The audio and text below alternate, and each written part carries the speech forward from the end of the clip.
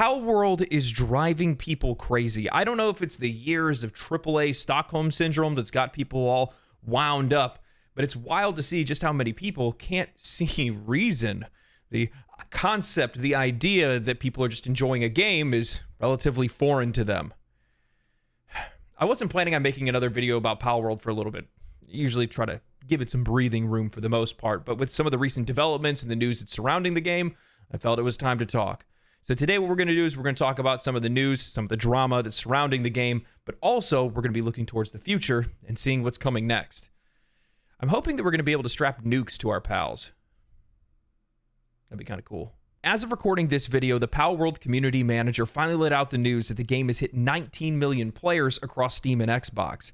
Now, what's wild about this is the majority of that player base is on Steam with 12 million users and 7 million of them playing on Xbox Game Pass.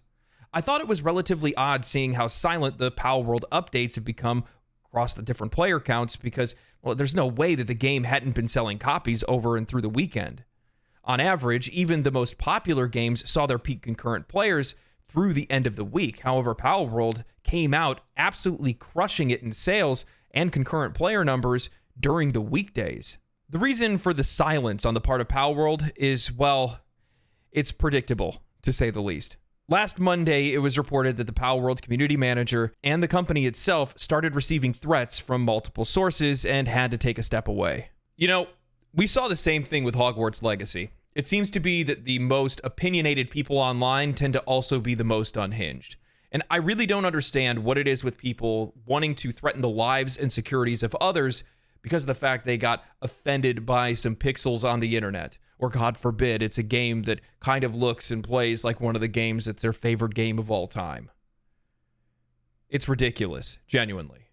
And I think it's largely one of the reasons why Palworld has resonated with so many players, why it is so popular. It's because of the fact the game goes against the grain. It's unapologetically itself, especially if you follow their social media. Lord. More times than not, many of the studios, publishers, and games that are out there are trying to check a whole list of boxes. They're trying to make sure that they're appealing to as wide an audience as they possibly can. They're also trying to make sure that they don't suffer any backlash. And I've seen a whole lot of people that have thrown out the topics of originality and creativity, but tell me, what does that mean in the face of also trying to appease everyone? It's also just been announced that Xbox will be working closely with Pocket Pair to enable faster updates, dedicated servers, and more for the rapidly growing game and studio. Xbox was quoted saying, "On Xbox's part, we're working with Pocket Pair to provide more support for the Xbox versions of the game. We're providing support to enable dedicated servers, offering engineering resources to help with GPU and memory optimization, speeding up the process for Palworld updates to make them available for players, and working with the team to optimize the title for our platform." Now, while this might not seem like a big deal for those of us on Steam, there are hidden benefits to this partnership with Xbox. Back when Baldur's Gate 3 was having difficulties running on the Xbox Series S and Series X, Xbox sent engineers to help them get the game working properly on their consoles. As a result of the collaboration, Larian discovered ways to massively increase performance on PC with hardware that was struggling at the time. While personally, I haven't encountered many issues on PC, the game has played better than most AAA games that I've played in the past. However, there are a ton of areas for improvement and optimization that I can see throughout the game. Personally, I think this needs to be their main focus going forward, getting the game to an optimal state of play before they try adding any more assets or game content or anything like that. Now, it was also announced that Palworld is the most played third-party title in the history of Xbox Game Pass. And honestly, if they keep it up, they very well could take the top spot overall if they continue with all the growth that they've had so far. But what I find really interesting about this whole partnership with Xbox and Pocket Pair and all of the investment of assets that Xbox has on their side, trying to get the game working on their platform, is that it's a signal that's counter to what we've seen on Twitter or the conversations we've seen in different articles about the game and its potential future. At this point, we've seen it all. We discussed this in the past, where stolen assets, plagiarized characters, etc., etc. However, why would Xbox be investing time, money, and assets into a game that could be DMCA'd, especially because I would imagine their legal teams would be involved, seeing that the other platform that would be suing that company is one of their main competitors in Nintendo. So it doesn't really make a whole lot of sense. Even more so, why would Palworld come up with a roadmap for the game if they're tangled up in legal trouble. If you've been online at all over the past few days, you've seen how downright toxic some of the discourse surrounding the game has become. It's sparked debates about artists, AI art, the integrity of game design, and more. A keystone of this debate came from the allegation that the game was using stolen assets from Pokemon, where users had played a video showing the structure, skeletal structure, and movement of certain monsters had perfectly aligned with a similar Pokemon-type character. Days later, it was discovered that the one who made this video fabricated an elaborate lie because they didn't take too kindly to the way that Palworld portrayed animals. Regardless of these allegations being disproven, the damage was already done. The accusations are still floating around, and they're on the tips of tongues of anybody that's on the opposition of Palworld. The ongoing conversation surrounding the game have ultimately reached the ears of Nintendo, who, likely growing tired of the discourse and players nagging them for a public statement, said, "We've received many inquiries regarding another company's game released in January 2024. We have not granted any permission for the use of Pokemon intellectual property or assets in that game. We intend to investigate and take appropriate measures to address any acts that infringe on intellectual property rights related to the Pokemon. We will continue to cherish and nurture each and every Pokemon in its world, and work to bring the world together through Pokemon in the future." Personally, after seeing how quickly Nintendo reacted to the Pokemon mod that a content creator made for Palworld, I have a hard time believing that Nintendo will take any action at all. While I am sure that they are looking at the game to make sure they are protecting their trademarks, I have a hard time believing that if there was anything that warranted action on the side of Nintendo, it would have happened either in the 2 years of game trailers that we've seen of the game so far, or in the week of the game's meteoric rise.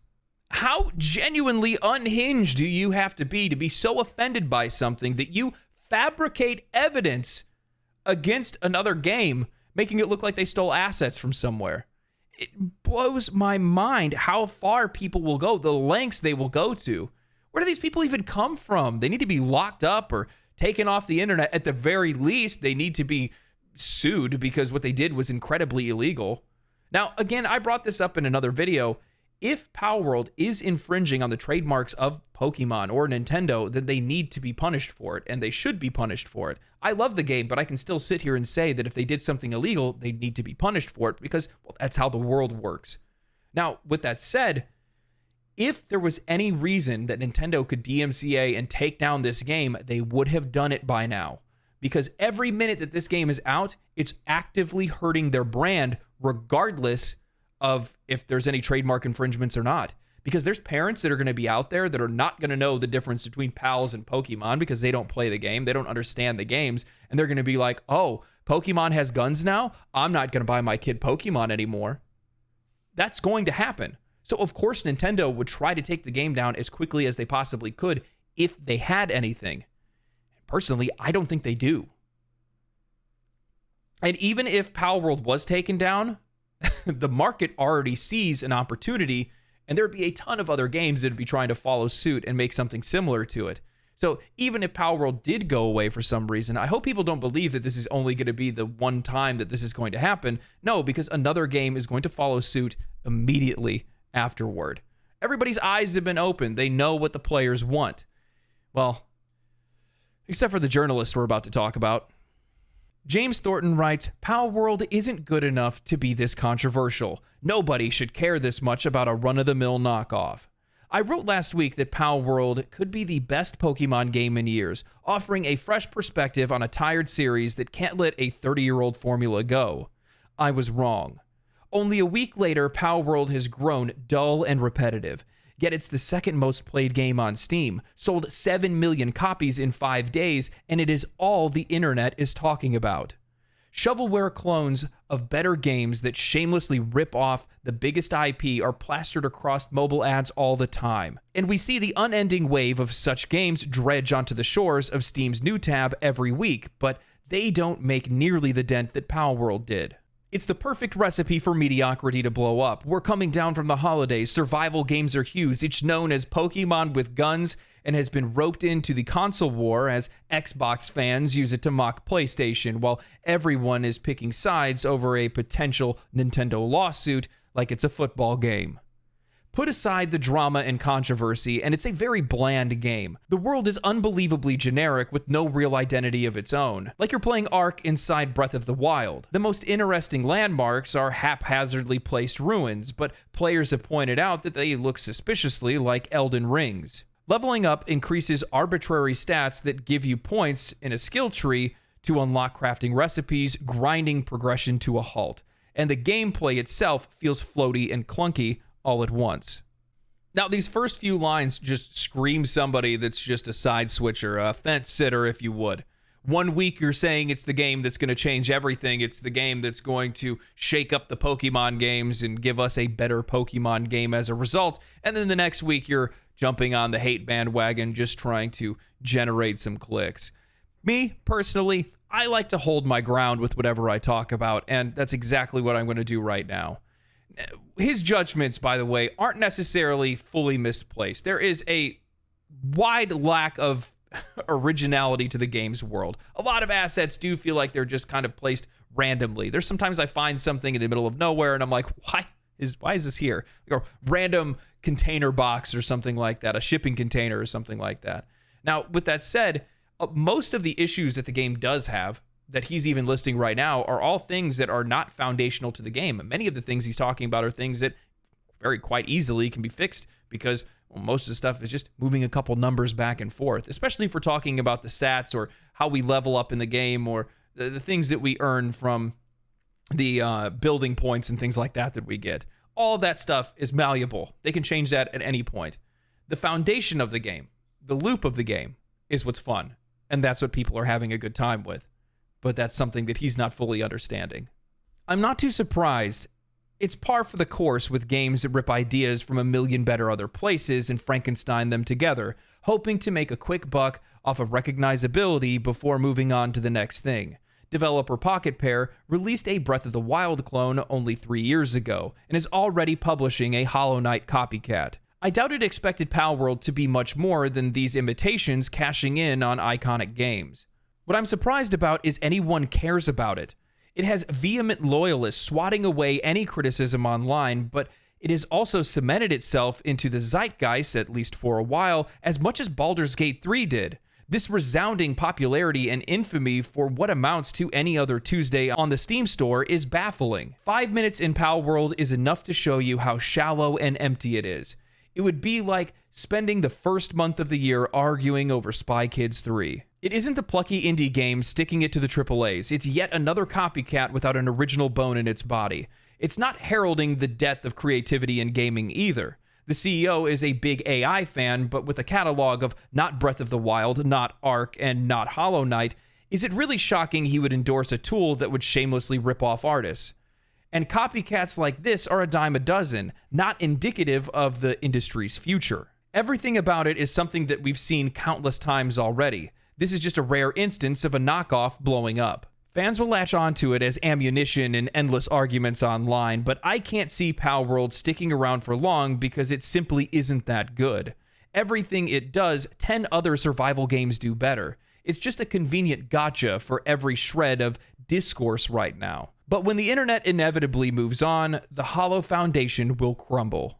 And then the salt comes out. You realize exactly where it's coming from, immediately bringing in the whole AI conversation into it just because the guy made a comment one time before about being a big fan of AI and using it as a tool going forward or potentially using it for gaming or wherever else. And now all of a sudden we need to direct all of that hate and all of that disgust towards Palworld.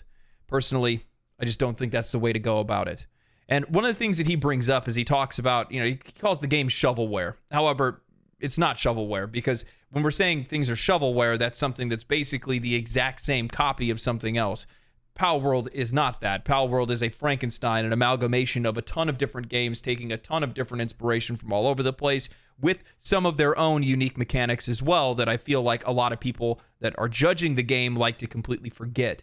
But one of the things that the game does incredibly well, and it's one of the reasons why a lot of players really like it, is that it takes all of these things and it actually makes them all work together. And that's incredibly difficult to do. And luckily enough, an Arcane developer shed some light on it. Arcane developer Dinga Bakaba writes, "As a game designer, I am baffled that some say this is lazy. Even if you copy an idea from another game, you can't just copy paste it. Even doing a sequel to your own game with the same programmer in a new engine, it takes a crazy amount of time to develop a viable version 2.0 of a mechanic. And this element, mechanic, art concept, etc., now has to work together with a ton of new other things. Catching a creature and using it in combat exists in Pokemon and Shin Megami Tensei and Xenoblade Chronicles. Base building exists in Ark and Fallout 4 and Fortnite, etc. But making sure it all plays together, the specifics of 3C, feedback, balancing, etc., makes it that taking two things and smashing them together in a way that works and is approachable to mainstream players is not an easy feat. If only for that, I take offense in lazy being thrown out. This is a big arcane dev W in my book. I love seeing somebody come out and actually defend Palworld that knows what they're talking about. It's one of the things I really didn't like about that article I read earlier, because the guy said there's not a bone of original code in the entire game, but I guarantee the guy's never actually touched game coding in his entire life. Not that I have either, but I'm not going to claim that the game does or doesn't. However, when we see a dev that's coming out and saying, hey, I would take offense to people saying that this is lazy, that it's just slapped together, because making these kind of things work in concert does take some skill. That's relatively difficult to do, even for people that are making a second version of their own game, just like the developer said. And by the way, he's not the first developer that I've seen that's come out in defense of Palworld. I see them in my comment section all the time, especially lately. They say, hey, I love this game. I've been having a great time playing this game. And I'm happy to see that. And I wish more people like that would speak up, because they're the ones that are going to have the most experience and the most knowledge when it comes to Palworld and how the game was made, or how their games are made, or just how games are made in general. However, the people that I've seen throwing most of the judgments around are people that work at game studios, but aren't the ones that are coding the game. Now, with all of the controversy aside, one of the things that I want to talk about is the future of Palworld, and I think it's looking relatively bright. Back on the 24th, Pocket Pair released a roadmap showing the future of Palworld and what they plan to do for us and the issues that they plan to address going forward. Some of the things that they talked about is all of their resources are going to go into addressing critical issues with the game, general improvements, and AI PAL pathing. If you've played Palworld for any amount of time, you've likely ran into some issues where some of your pals are just not at their workstations. Maybe they're stuck up in a tree or up on top of one of your houses. Maybe they're stuck picking up the same piece of wood over and over and over again. Overall, I think this is the best path forward for the game, refining the elements of gameplay that make the game fun and enjoyable to play. It's part of being an early access title. These are the things that they need to work on first. If Pocket Pair buckles down and improves the overall performance of the game, roots out the bugs, and balances some of the systems that the game already has going for it, it has an incredibly bright future ahead of it. For planned future updates, Pocket Pair has listed PvP, raid bosses, PAL Arena, Steam Xbox crossplay, various Xbox feature improvements, server transfers, building system improvements, new islands, pals, bosses, and technologies. I know that many tamers are looking forward to PvP, specifically because they want to play the game like Rust or Ark Survival. Raiding enemy bases, stealing resources, and fighting all over the world. PvP, if implemented and balanced properly, will increase the longevity of this game, not only for the players, but for content creators as well, which is going to keep this game further in the limelight and out getting as much attention as it possibly can. Furthermore, as a builder, I love seeing that they plan on improving the building system, because I feel it does relatively need some work, and it's kind of bare bones at the moment, at least in regards to placement. However, I can't complain too much, because global storage is something that I don't think I can ever live without. It is just such a blessing. You know, since Palworld doesn't mind taking inspiration or concepts from other games, I would really like to see something like Digivolution from Digimon, where you can have these like temporary evolutions in combat. Maybe they have some type of cooldown or something like that. You could fuse pals together temporarily in combat, unlocking, special skills and things like that that you wouldn't be able to have otherwise. I would very much like that. I miss Digimon. Anyway, I think one of the reasons why people love Palworld so much is largely because we see it as a game that has infinite potential. It could be so many different things, and they've done a really good job at combining a lot of elements from other games already. So we just see this as this sandbox that they could just do anything with, that even modders and players could probably do just about anything they wanted to. And it's really rare to get those games that have this endless potential. And mostly I like games that are kind of a one and done situation. You pick it up, you pay the full box price, you finish the game, and it's done. But I do really like it every once in a while, picking up one of these games that you just have no idea what the game is going to look like a year from now. And I think that that's Palworld. Largely, even more so, it might not even be a year from now. It could be months from now.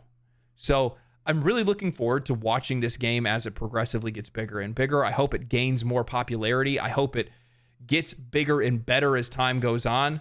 But I'm wishing them all the best. And I hope that they prove everybody wrong. What do you guys think? Anyway, I hope you guys enjoyed the video. If you guys did, think about supporting the channel and becoming a Patreon. I'm going to leave my link down below. You'll be featured in every video at the end of the video. And yeah, it goes a really long way. Outside of that, my friends, stay cool, stay righteous, stay safe. Most of all, I'll see you in Palworld. Peace.